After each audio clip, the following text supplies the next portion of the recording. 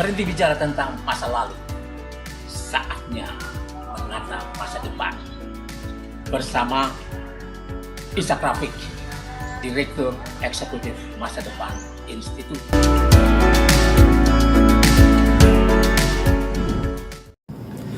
Assalamualaikum warahmatullahi wabarakatuh.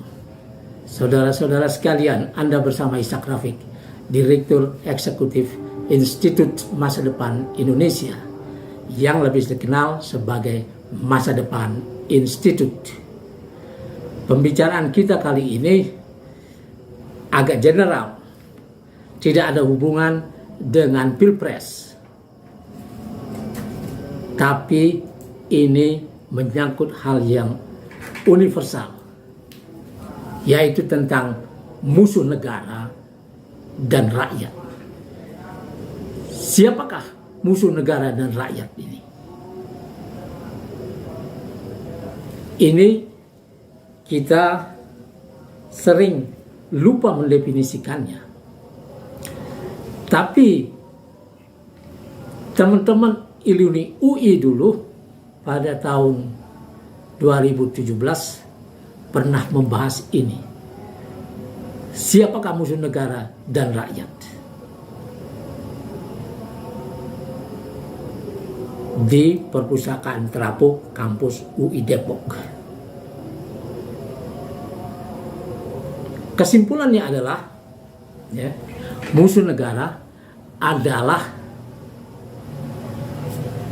orang-orang yang membuat kebijakan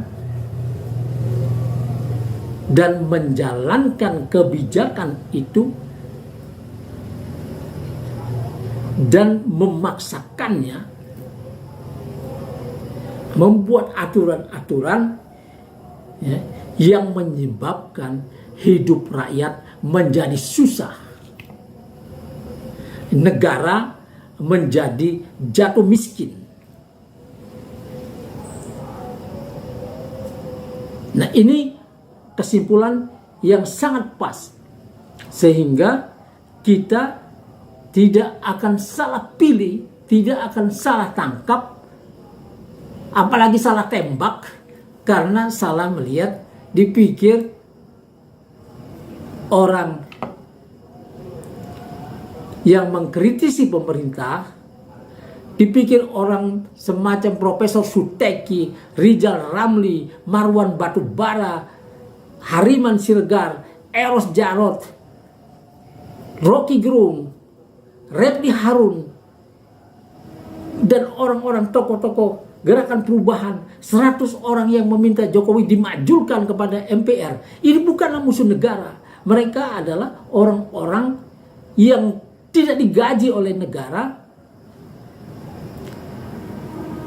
yang tidak difasilitasi oleh negara, yang tidak membuat kebijakan, yang tidak korupsi, yang tidak mengambil uang rakyat atau mengimpor tenaga kerja dari luar negeri, mengimpor pangan ketika kita panen misalnya. Nah, orang-orang ini tidak melakukan itu. Jadi tidak pantas dimusuhi atau dijadikan musuh negara. Apalagi ulama, Habib dan lain sebagainya, yang dengan tuduhan-tuduhan sembarangan kemudian ditangkap atau ditembak di jalan tol kilometer 50,4 misalnya. 6 EPI yang mengawal Habib Rizik Syihab, imam besar yang mencetuskan gerakan 212 yang membawa Ahok kemudian masuk penjara karena telah melecehkan Islam, mau mengajari umat Islam cara menjalankan agamanya, perintah agamanya, padahal dia sendiri Kristen. Ini tidak boleh intervensi seperti itu. Apalagi dia telah menggusur rakyat pribumi dari kampung Melayu sana sampai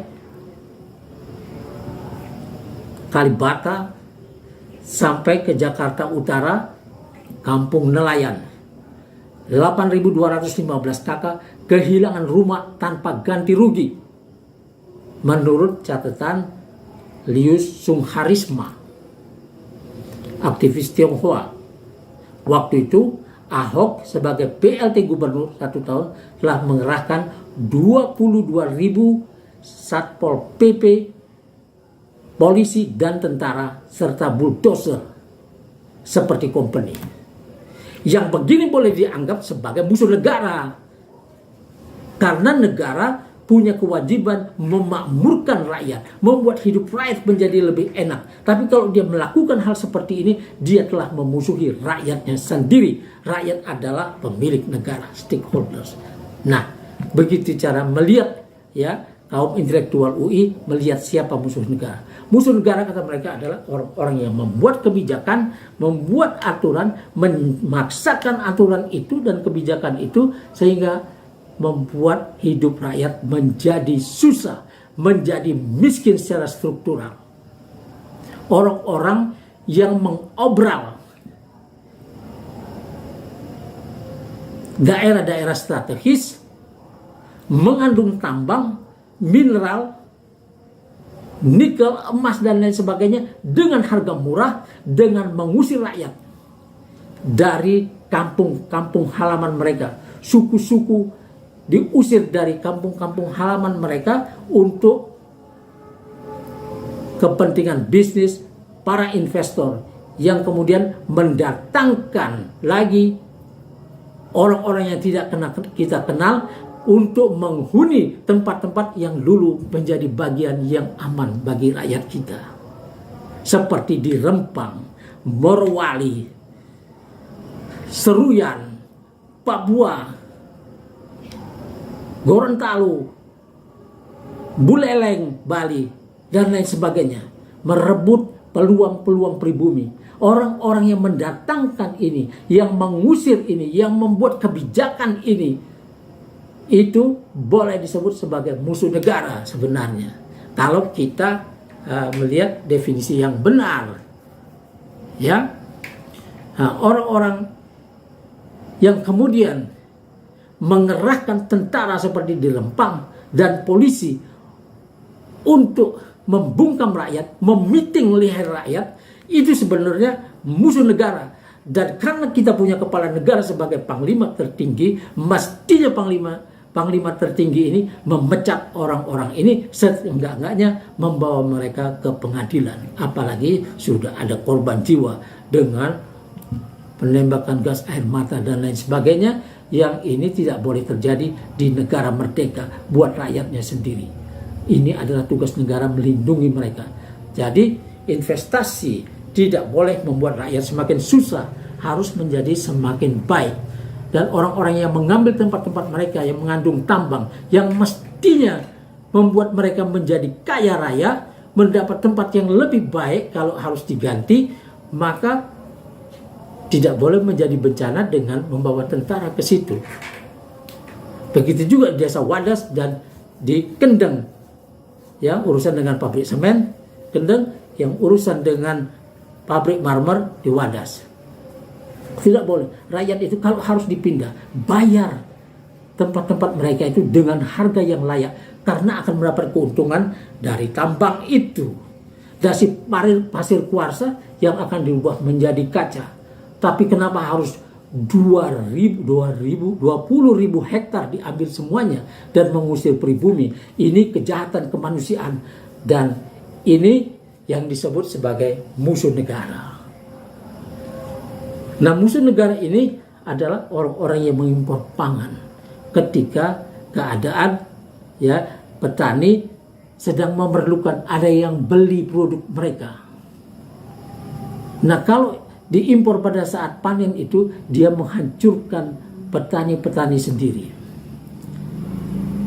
Kemudian adalah orang-orang yang merampas tanah-tanah mereka untuk investasi dengan lobby kepada pemerintah. Pemerintah tidak bisa dilobi oleh rakyatnya. Tapi kenapa bisa dilobi oleh orang-orang ini, termasuk aparat polisi dan TNI? Bisa dikerahkan dengan satu telepon. Kalau di Rempang itu punyanya Tommy Winata. Rempang Eco City. Dan itu terletak di jalur perdagangan yang sangat luar biasa besar di Selat Malaka. Ada 10.000 triliun dolar transaksi keuangan di situ, dan mungkin sekarang sudah lebih, dan yang seharusnya 30% setidaknya bisa menjadi milik Indonesia, masuk ke Indonesia. Tapi kalau diserahkan kepada Tommy Winata bekerja sama dengan Cina, Cina akan menguasai Selat Malaka dan dialah yang mendapat segala keuntungannya. Dan ini adalah pengkhianatan terhadap Republik. Tidak boleh. Begitu juga dengan tempat-tempat yang lain, Seruyan dan lain sebagainya. Tidak boleh. Juga ya orang-orang yang memaksa ya para penambang batu bara, para pengusaha perkebunan yang konsesi-konsesinya diberikan oleh negara, tapi kemudian ketika harga komoditas di luar negeri menjadi sangat mahal, mereka melupakan pasar domestik dan mereka mengekspor semuanya. Kemudian rakyat di sini kesulitan. Rakyat di sini kesulitan minyak goreng. Baru ada di pasar domestik ketika mereka diizinkan untuk menjualnya dengan harga internasional. Ini adalah kejahatan terhadap negara, dan negara harus tahu siapa penjahatnya dan siapa yang bukan. Seenggaknya ada 30 grup usaha besar terlibat dalam urusan ini. Ada lagi yang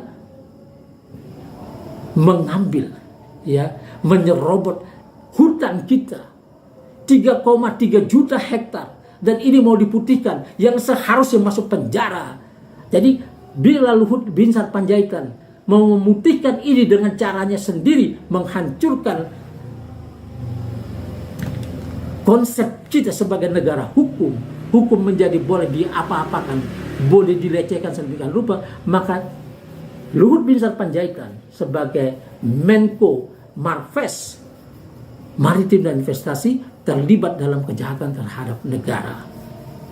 Orang-orang yang melakukan pencucian uang di Kemenko 349 triliun, para penyelundup emas batangan 189 triliun pada tahun 2020 dan 2017 180 triliun adalah kejahatan terhadap negara, dan ini harus disita, harus ditangkap orangnya. Orang-orang yang menilai pajak di Kemenko, di Dirjen Pajak, ini harus ditangkap, dan orang-orangnya sudah jelas, tidak perlu lagi Satgas di situ. Yang Mahfud MD telah berbuat seperti itu. Jadi seharusnya dia cukup perintahkan kepada Jaksa Agung untuk membawa orang-orang ini ke pengadilan. Jokowi bisa perintahkan itu, Jaksa Agung seret mereka. Juga orang-orang yang menggangsir duit Telkom, orang-orang yang membuat Pertamina rugi besar 191 triliun, Ahok dan jajaran direksi Pertamina harus ditangkap. Inilah musuh negara yang membuat kita jatuh miskin, kemudian kemiskinan kita ini ya membuat kita tidak mampu bayar utang dan lain sebagainya, kemudian dinaikkan harga BBM, tarif listrik, harga pangan dan lain sebagainya, sehingga hidup kita menjadi tambah susah. Apalagi kalau rumah-rumah kita pun mau diambil lewat Omnibus Law. Omnibus Law ini adalah kejahatan terhadap rakyat Indonesia, dan ini harus dicabut oleh pemerintah baru nanti. Kalau pemerintah sekarang yang masih punya waktu 1 tahun tidak melakukannya. Jadi musuh negara adalah yang seperti ini, bukan yang lain. Bukan tromol masjid yang tidak tentu dengan tuduhan begitu kemudian dianggap mendanai teroris. 199 pesantren dituduh teroris.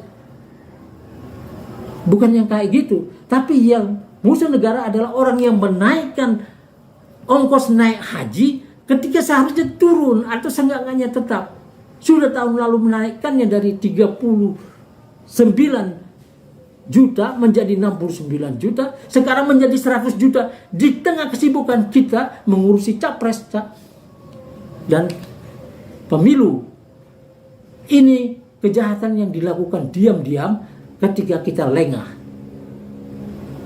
Juga Nadiem yang menghapus agama dari konsep-konsep dipidangkan, diganti menjadi akhlak, menjadi apalah semuanya itu ketika kita sedang sibuk. Nah, ini adalah kejahatan.